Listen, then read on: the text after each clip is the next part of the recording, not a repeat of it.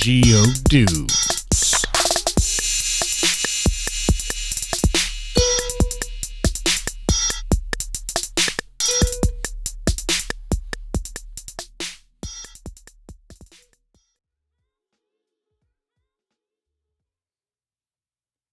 Hello and welcome back to another episode of Two Reggio Dudes. I'm Scott Gross. I'm Grant Troutman. And here we go. Hello. Hello. How's everybody doing today? Hope Good. Everyone's well. Good. Yeah. You doing all right, Grant? Oh, today was just so beautiful. We got really lucky. I mean, what was it? 65 and sunny and absolutely nice. Gorgeous. Yeah. You got to be outside with kids at the park. I mean, There were hawks flying above our head. there were. That Yeah. was really cool. It was a dream. It's a great day. Great day for Superheroes Club. That's right. And what did we talk about? Well, we talked about what ifs. What ifs? We talked about what ifs. We're kind of continuing with our predicting exercises and trying to get ideas from the kids and get them thinking about what if, what if. That's right. What do you think? What do you think was valuable about that? Well, I think anytime, kids love to have their opinions solicited, Mm-hmm. and this is, one of the first things you learn in Reggio is the children have everything that you want. They have the knowledge, and it's one of the most fun things you can do to ask a question and then get a spectrum of answers about that question. Because you get information about the individual and then the group. So, so just asking the question, what if, was, it was very open and gave us a lot of flexibility in wherever we could go. Wherever the kids would take us, we could go there, Right. And we came up with a rough plan to keep the flow right. And then once we had the information from them, and you never know, it's like in the classroom, it's over the years, it was you never knew if you were going to be able to have a good discussion. Right. It's you could make a plan, you could have an offering, a provocation, but you could never, predict or necessarily count on the fact that the kids would give you stuff, right? Right. You have to be flexible. Right. But today they were just they just started talking.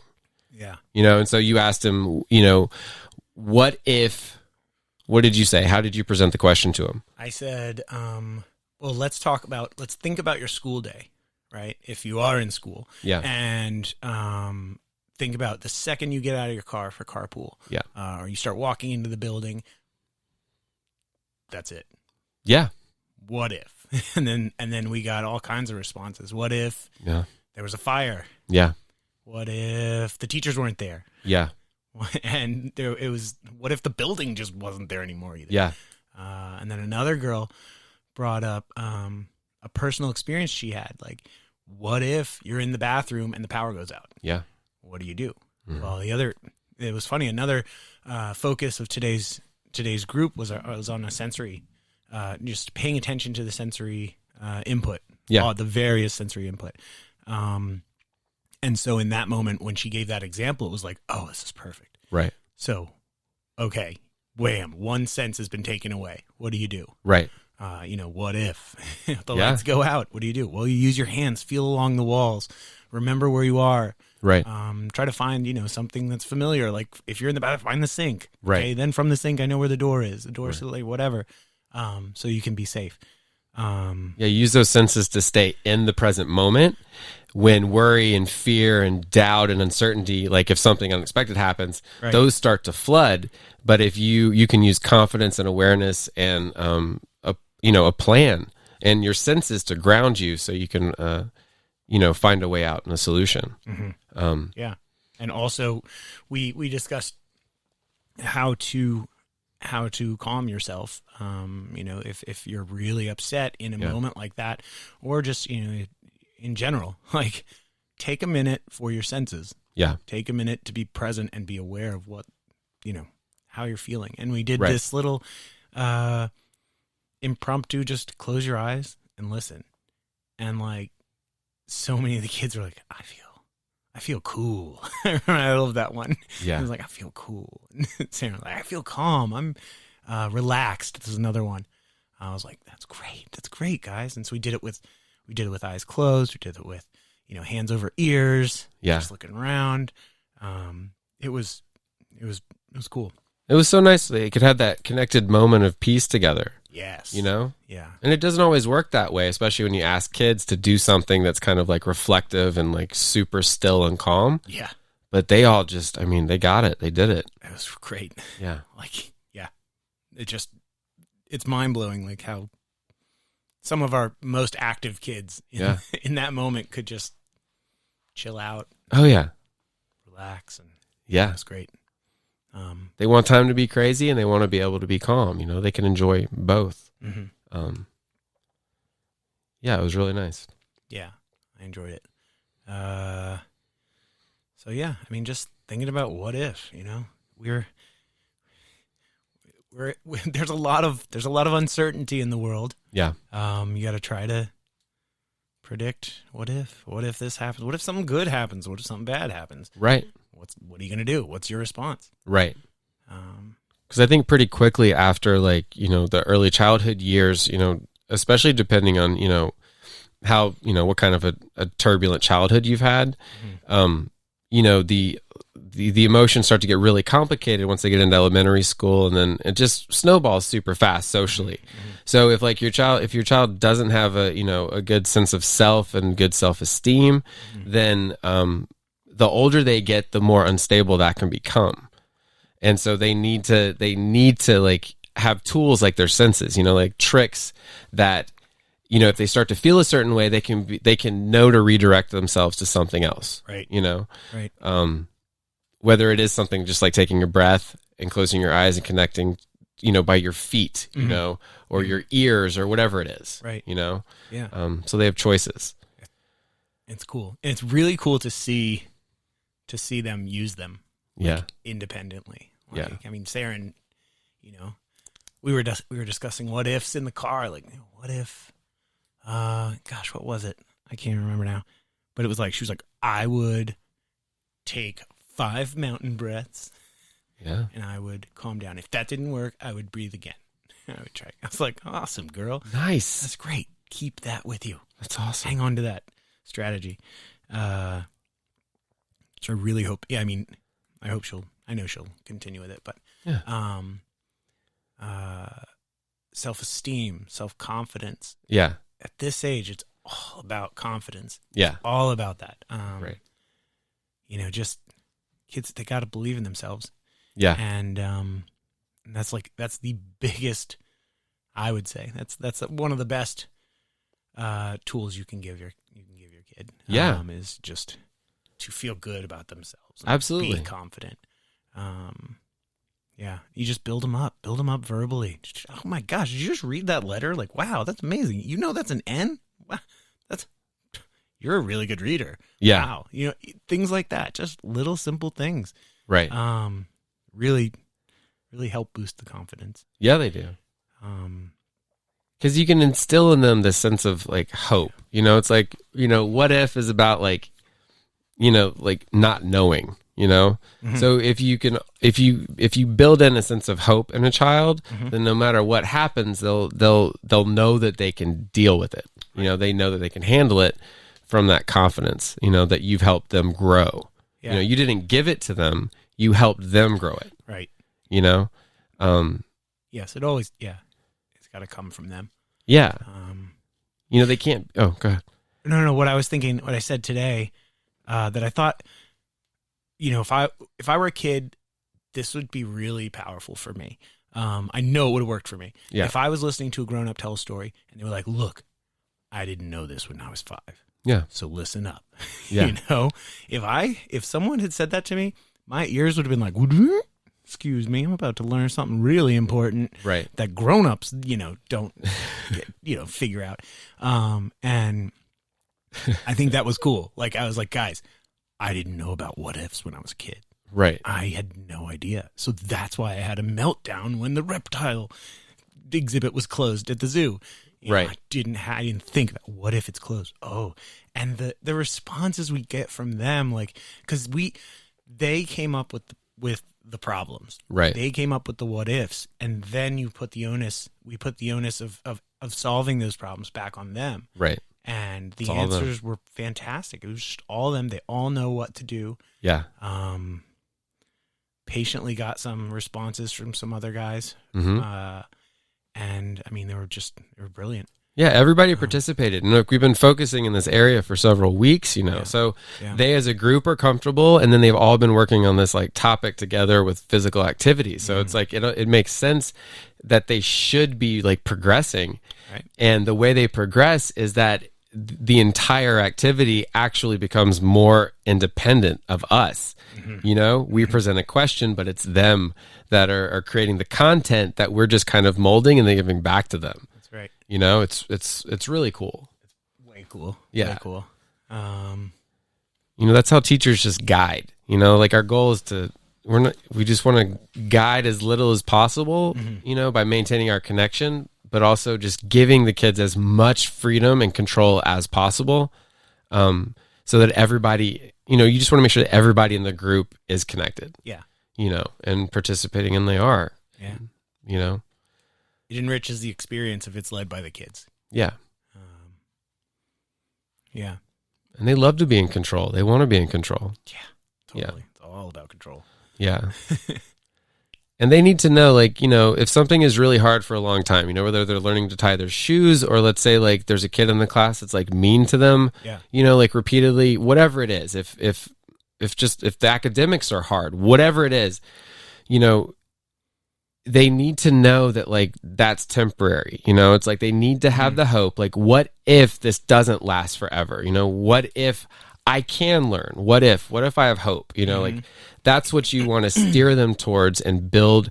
Like, if you can help them work on that in early childhood, then their brains will be wired to think that way. Yeah. Whereas if they're not wired that way, then once they get older and all those complicated emotional relationships start happening, and then that's when it gets really dangerous. If they don't have that wiring of hope, that positivity, right, then things can spiral very quickly into a negative area.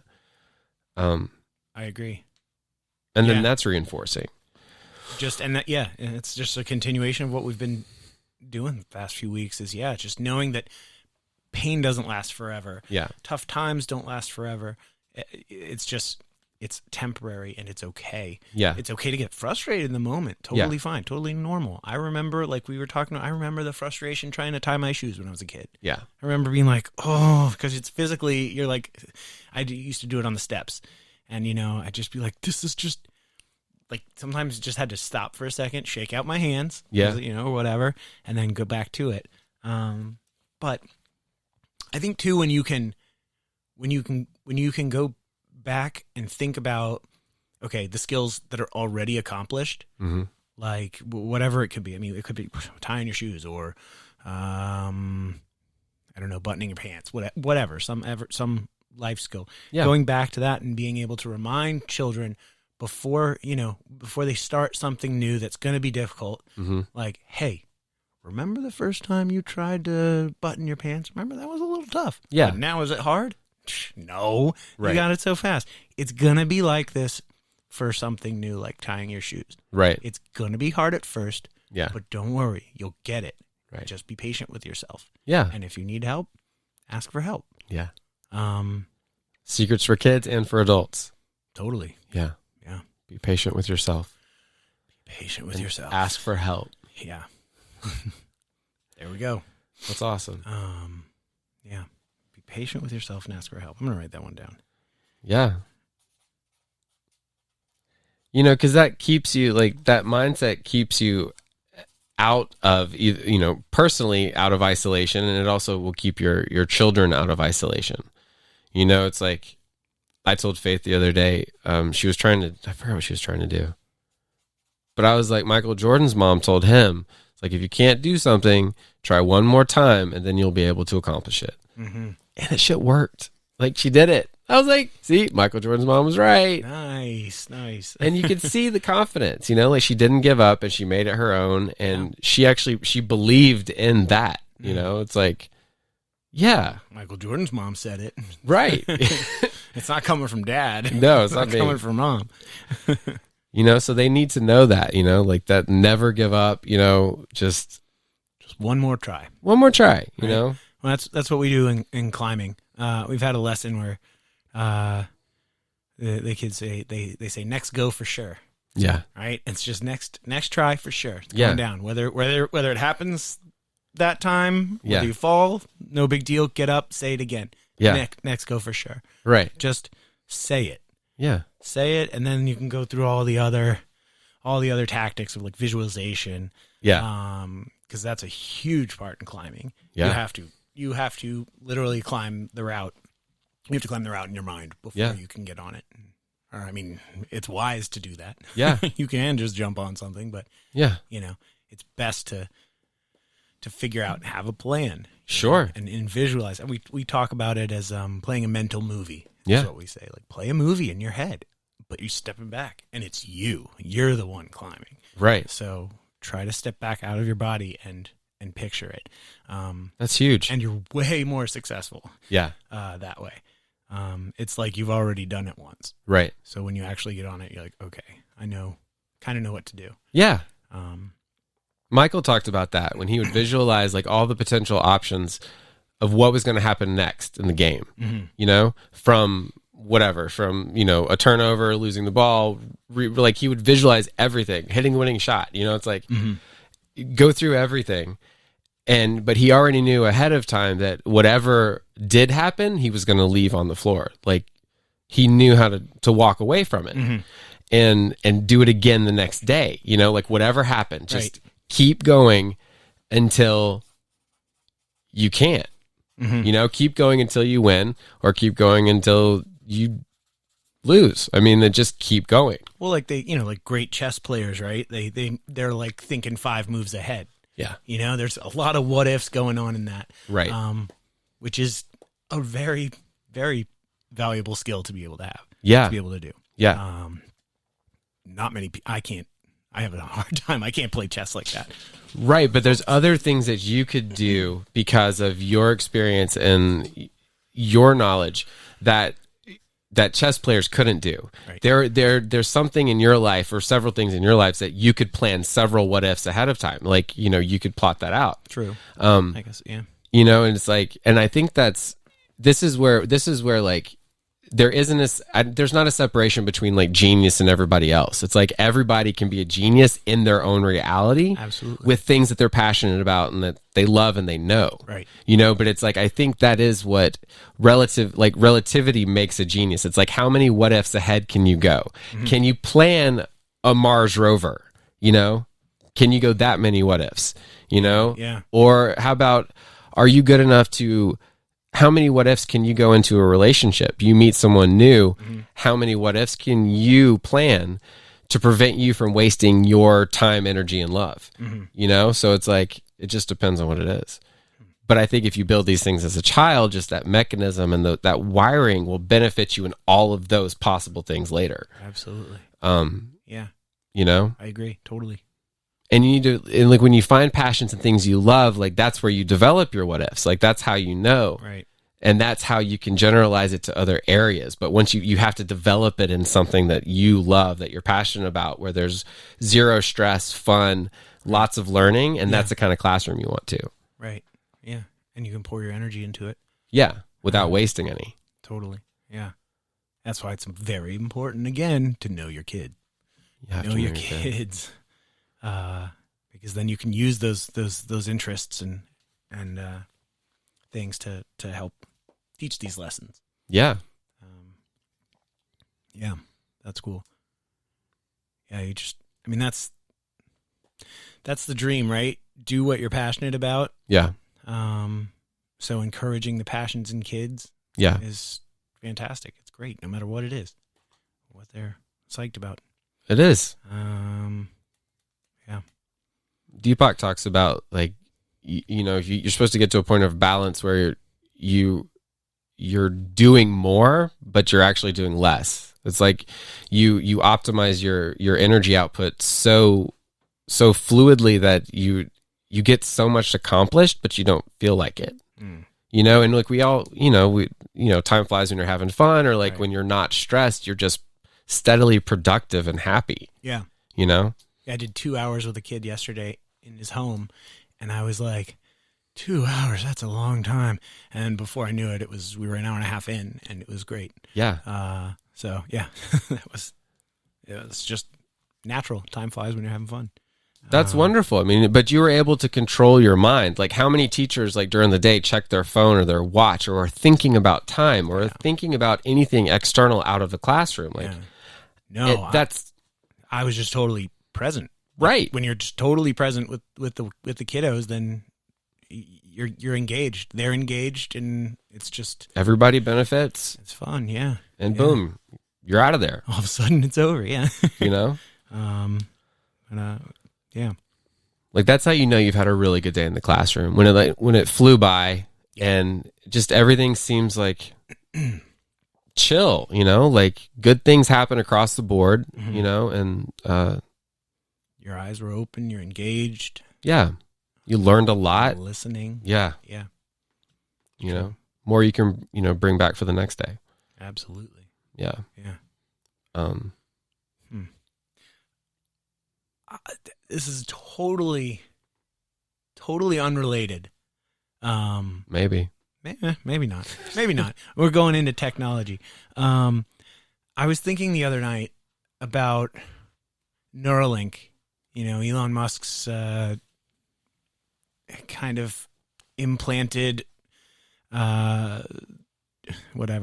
electrodes that can stimulate areas of the mind, or eventually help injured people recover. Yeah. And I thought about, oh God, we need that technology for kids who are nonverbal. Yeah. And then I thought about it a little bit deeper, and I just thought like, okay, well, how would that work? What would that look like? Okay, so let's imagine someone's nonverbal on the autism spectrum or whatever, just nonverbal. I was specifically thinking on the spectrum. So first steps, they've got to be able to spell.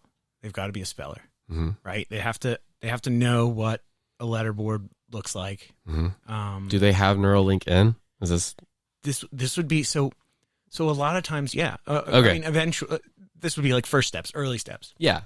Would be like, okay, first let's teach them how to spell. Yeah. Okay. Then,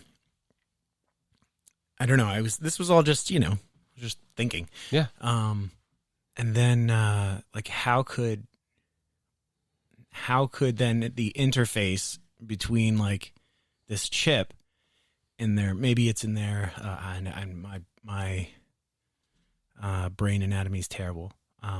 Your brain anatomy is fine. Well, it's fine, but I mean, I know knowledge. I don't know if it's fine. Brain anatomy. Remember, every brain is a supercomputer, no matter what it does. No matter how slow it functions. But no, it was. So, like, how would you? How then could? Because essentially the device could be their tool for communication, Right. and how do you turn the thoughts into words? Like, then, maybe there's some software that pops up on an iPad, Yeah. and they just pull it up and they can run wild, and everything they think about gets transcribed onto the board or onto the pad. Yeah. Like, the amount of mental energy and beauty that can come out of these individuals Yeah.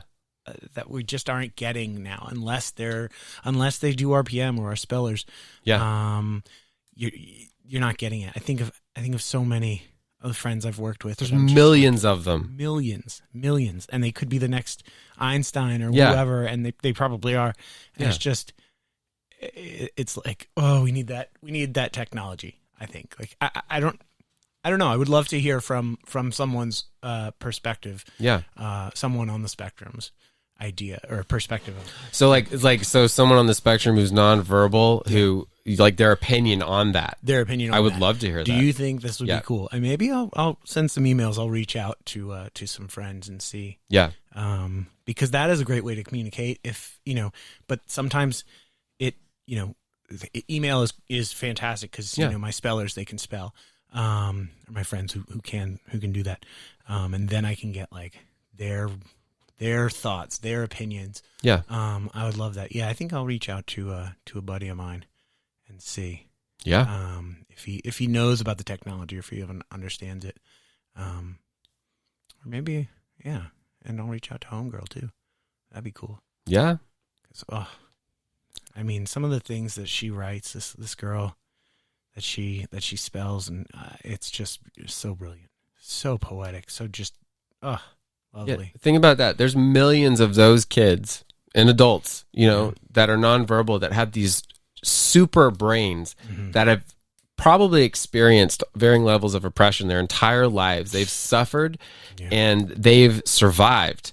So imagine just what kind of information they could have for humanity. Yeah. If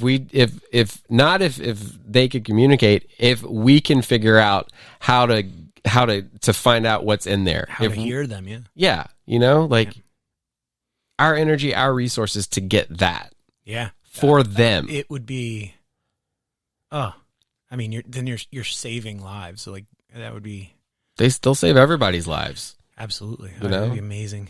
Yeah. Well, the way Elon talks about it, I think I remember it's a lot of it's really speculative. It's like, so whatever's damaged in the brain. So it seems like it has to be like motor or right. It has to be something tangible, so like right. They could program to fix this structure or fix this wiring or that kind of stuff. And then like further, then they could get, into emotion, potentially emotions and like transmission of actual thoughts. That's it's all on a very speculative spectrum.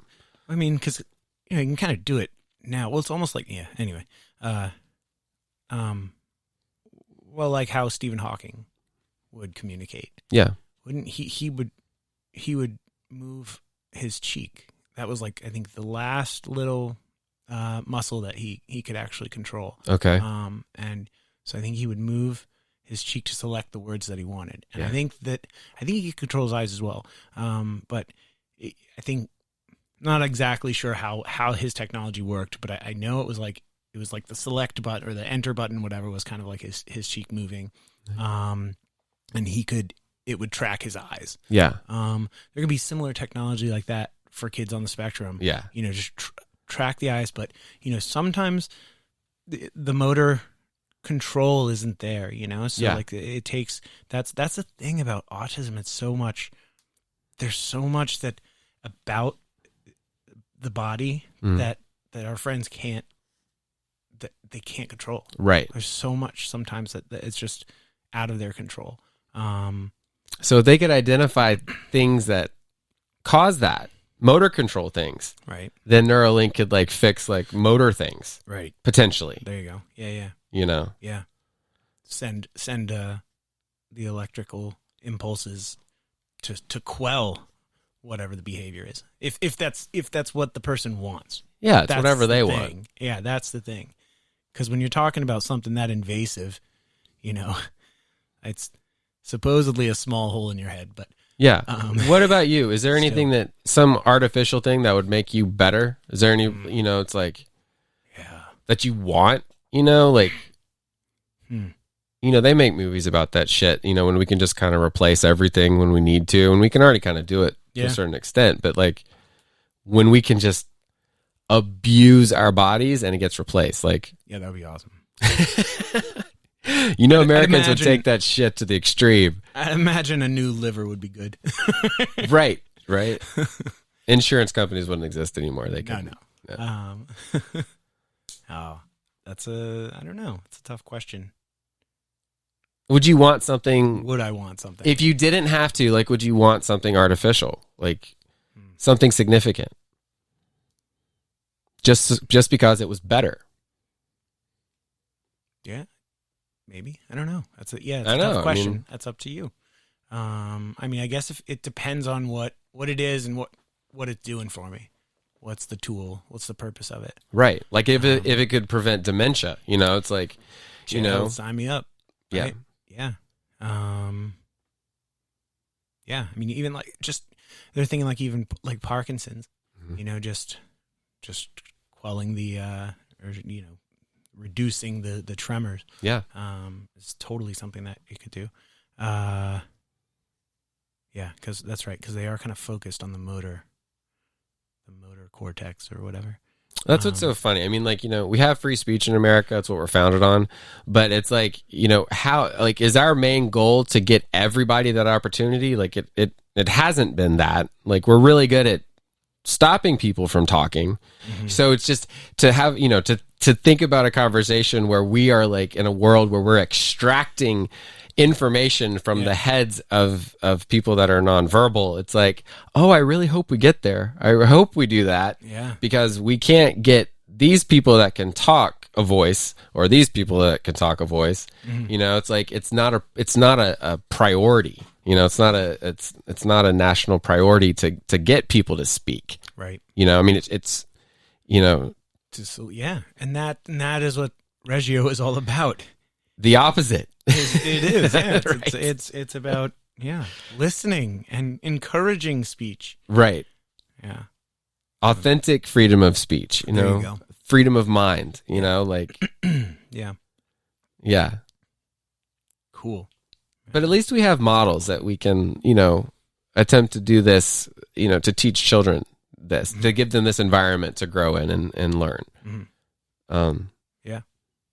It's true. Because it's like, what if I grow up and I realize that my freedom of speech has boundaries? It's like, and it seems far-fetched, but like Reggio is all about solidarity and empowerment of the smallest. Mm-hmm. Like that's what they do, because they know they will become the big ones. Right. So they want to instill these values and this wiring in children to make strong children so their culture stays strong. Absolutely. So their history stays strong. The morality stays strong. Yes. Yeah. Like that's their goal. That's their priority. So they do this early. Yeah. That's our goal too. It should be. That's our goal. That's right. Our goal personally. That's our personal goal. That's cool. Well, I'm reading this book, The Curious Ape, about Joe Rogan's podcast, and I read the Jordan Peterson chapter today, and he talks a lot about how you have to understand the world before you can change it. And I think that's like, that's what we're talking about. It's like, you have to understand certain things about the way the world works so you know how to efficiently interact with it. Right. And this is what we're trying to give these children the chance to experience. Mm-hmm. How does the world work? How unexpected things happen? Like, what can you predict? How can you react to things that happen that you didn't know were going to happen? It's like, how does the world work? How can something outside of me affect me physically or emotionally? Once I understand that, then my predictions get better. My confidence gets better. My awareness gets better. But I think a lot of people adults need to this needs to be their focus too, so they can model and they know how to create environments where children can learn that about how the world works. Right. Or else attempts will be futile, fail, or inefficient. They have to learn about, I agree. They have to learn about how the world works and also what works for them. Like what strategies work for them. Yeah. Because that's what they're going to use for the rest of their lives. Yeah. The rest of their lives. I mean, I'm not going to name names, but there was a 72-year-old having a tantrum the other day I witnessed. And I was like, oh, it's because it's always worked. Yeah. It's always worked for 72 years. Yeah. Or maybe more than that. I don't know. 74. 74 years it's worked. Yeah. And I was like, I mean, that's people stick with what works. Yeah. Behavior-wise, coping wise. Yeah. And so in early childhood, it's teaching them the right things that work, Right. the healthy, Yeah. the healthy options to handle themselves. Yeah. And reinforce them so they just become second nature. Totally. You know? Yeah.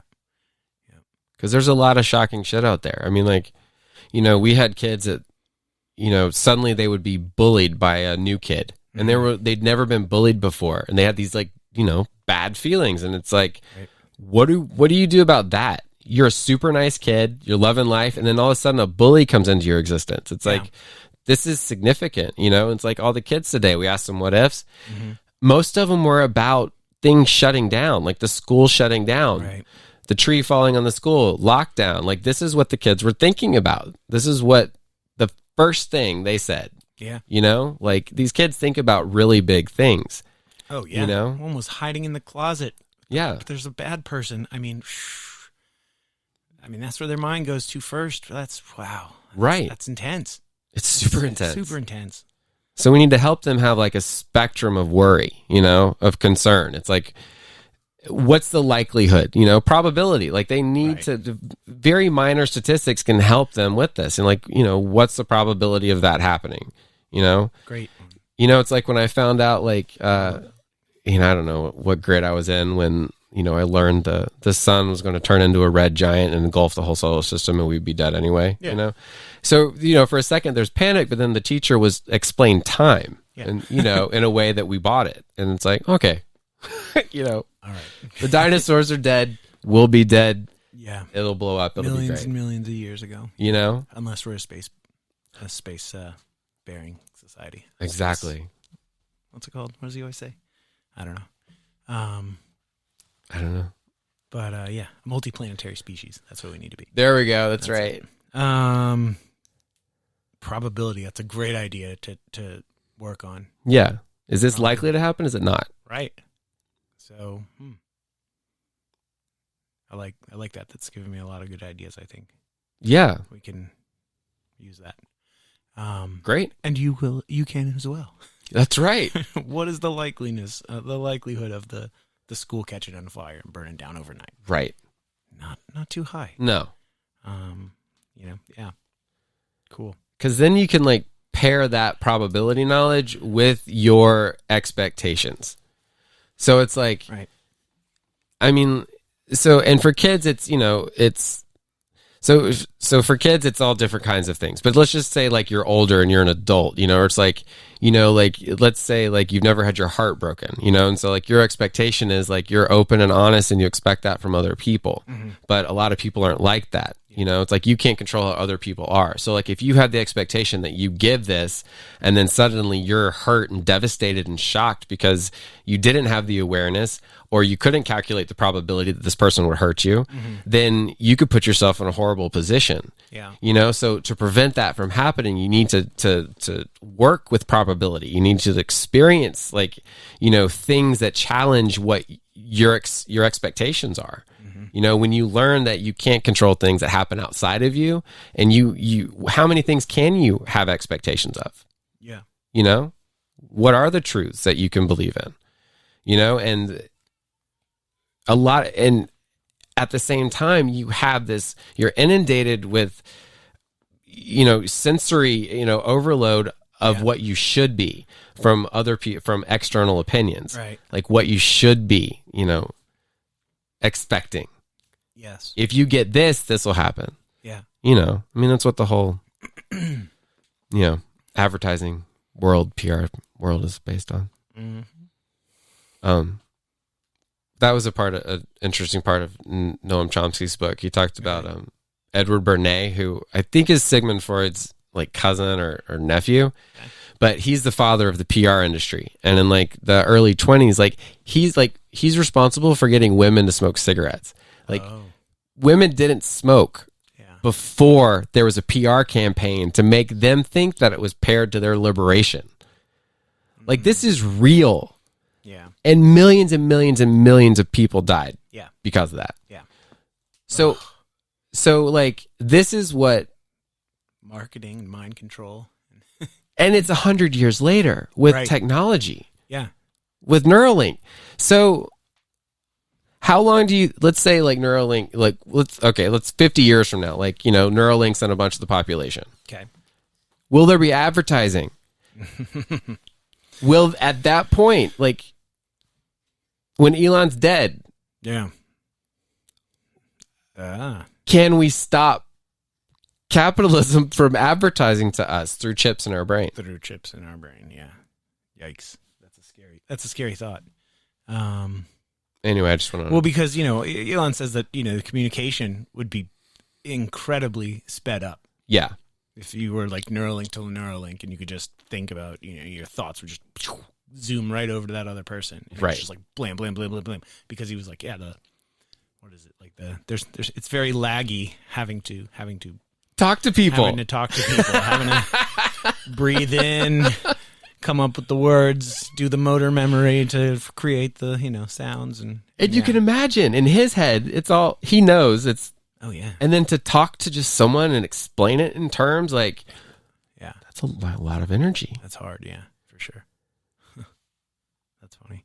And if you, like the Myers-Briggs test, divides personality into 16 different categories, and it's rough, but like for me and Katie, it's dead on, and it always has been. It's been consistent.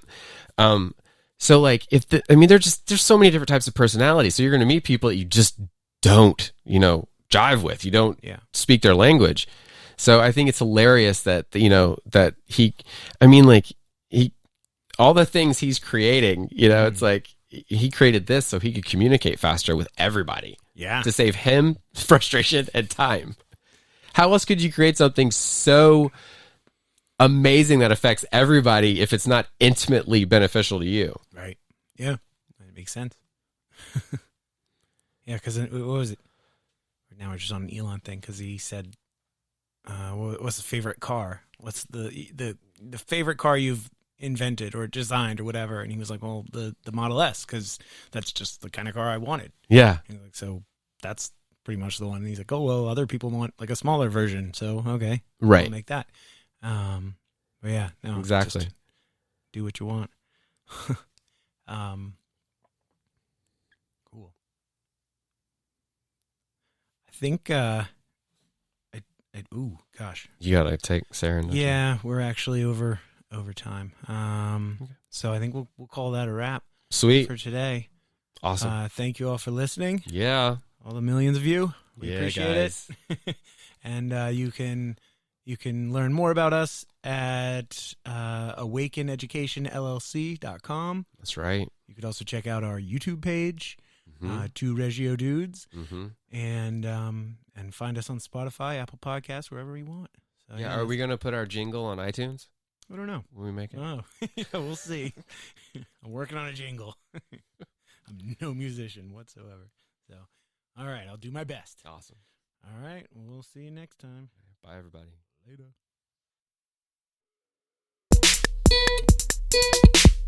Two Reggio Dudes.